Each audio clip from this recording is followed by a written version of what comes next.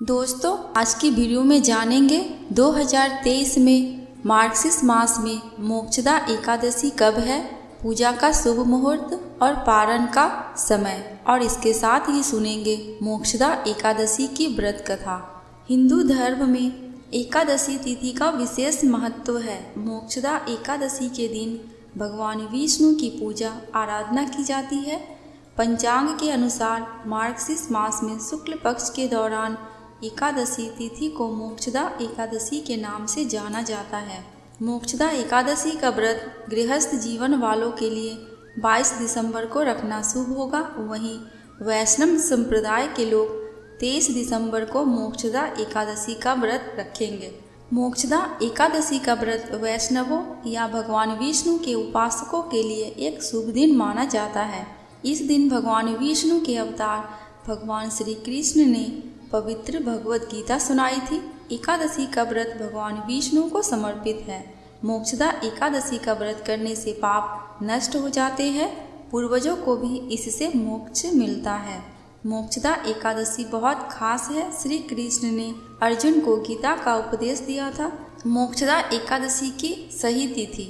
इस साल मोक्षदा एकादशी तिथि 2 दिन पड़ रही है। साल 2023 की अंतिम मोक्षदा एकादशी 22 और 23 दिसंबर 2 दिन मनाई जाएगी। पंचांग के अनुसार मार्गशीर्ष मास के शुक्ल पक्ष की मोक्षदा एकादशी तिथि 22 दिसंबर 2023 को सुबह 8:16 पर शुरू होगी और समापन 23 दिसंबर 2023 को सुबह 7:11 पर होगा। मोक्षदा एकादशी 2023 व्रत पारण। 22 दिसंबर 2023 को मोक्षदा एकादशी का व्रत करने वाले लोग 23 दिसंबर 2023 को दोपहर 1:22 से दोपहर 3:25 के बीच व्रत पारण करने के लिए शुभ समय है। वहीं वैष्णव संप्रदाय के लोग 24 दिसंबर 2023 को सुबह 7:10 से सुबह 9:14 के बीच मोक्षदा एकादशी व्रत का पारण कर सकते हैं। अब सुनेंगे मोक्षदा एकादशी व्रत कथा। धर्मराज युधिष्ठिर कहने लगे कि हे भगवान, मैंने मार्गशीर्ष कृष्ण एकादशी अर्थात उत्पन्ना एकादशी का सविस्तार वर्णन सुना। अब आप कृपा करके मुझे मार्गशीर्ष माह के शुक्ल पक्ष की एकादशी के विषय में भी बताएं। इस एकादशी का क्या नाम है तथा इसके व्रत का क्या विधान है, इसकी विधि क्या है, इसका व्रत करने से किस फल की प्राप्ति होती है, कृपया ये सब विस्तार पूर्वक कहिए। भगवान श्री कृष्ण बोले, मार्गशीर्ष माह के शुक्ल पक्ष में आने वाली इस एकादशी को मोक्षदा एकादशी कहा जाता है। यह व्रत मोक्ष देने वाला तथा चिंतामणि के समान सब कामनाएं पूर्ण करने वाला है, जिससे आप अपने पूर्वजों के दुखों को खत्म कर सकते हैं। इसका महात्म मैं तुमसे कहता हूँ, ध्यान पूर्वक सुनो। गोकुल नाम के नगर में बैखानस नामक राजा राज्य करता था। उसके राज्य में चारों वेदों के ज्ञाता ब्राह्मण रहते थे। वह राजा अपनी प्रजा का पुत्रवत पालन करता था। एक बार रात्रि में राजा ने एक स्वप्न देखा कि उसके पिता नरक में है। उसे बड़ा आश्चर्य हुआ। प्रातः वह विद्वान ब्राह्मणों के पास गया और अपना स्वप्न सुनाया। कहा, मैंने अपने पिता को नरक में कष्ट उठाते देखा है। उन्होंने मुझसे कहा है कि हे पुत्र, मैं नरक में पड़ा हूँ, यहाँ से तुम मुझे मुक्त कराओ। जब से मैंने यह वचन सुने हैं तब से मैं बहुत ही बेचैन हूँ। चित्त में बड़ी अशांति हो रही है। मुझे इस राज्य, धन, पुत्र, स्त्री आदि, घोड़े आदि में कुछ भी सुख प्रतीत नहीं होता। क्या करूँ? राजा ने कहा, हे ब्राह्मण देवताओं, इस दुख के कारण मेरा सारा शरीर जल रहा है।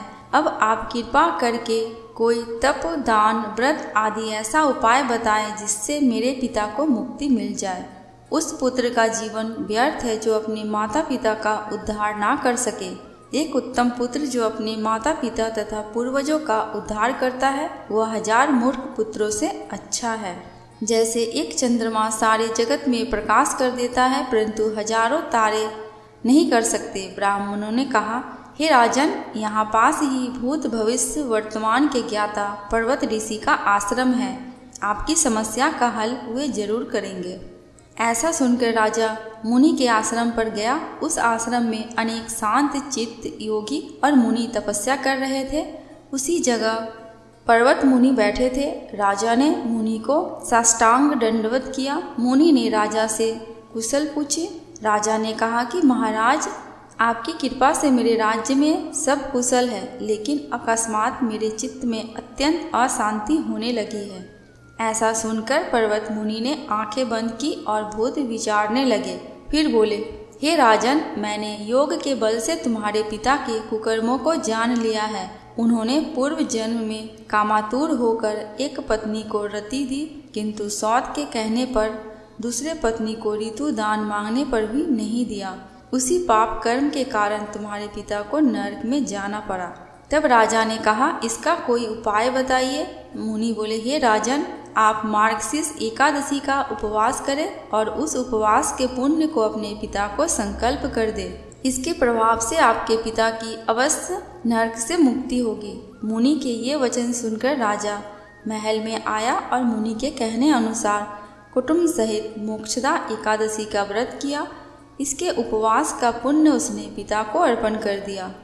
इसके प्रभाव से उसके पिता को मुक्ति मिल गई और स्वर्ग में जाते हुए वे पुत्र से कहने लगे, हे पुत्र, तेरा कल्याण हो।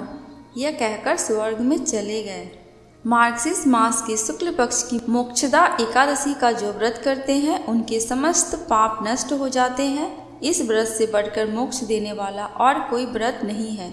इस दिन गीता जयंती मनाई जाती है। साथ ही यह धनुर्मास की एकादशी कहलाती है। अतः इस एकादशी का महत्व कई गुना और भी बढ़ जाता है। इस दिन से गीता पाठ का अनुष्ठान प्रारंभ करें तथा प्रतिदिन थोड़ी देर गीता अवश्य ही पढ़ें। कथा समाप्त।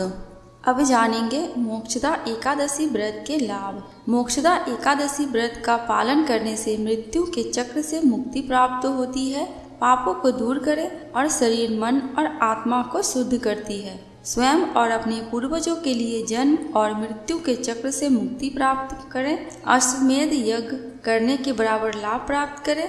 मोक्षदा एकादशी का व्रत वर्ष की अन्य 23 एकादशियों के व्रत करने से मिलने वाले लाभ के बराबर है।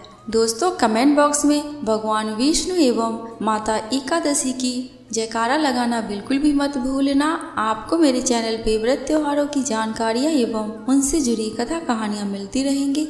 अगर आपको ये वीडियो थोड़ी सी भी अच्छी लगी हो तो प्लीज़ मेरे चैनल को सब्सक्राइब करके मेरे वीडियो को लाइक एंड शेयर कर देना।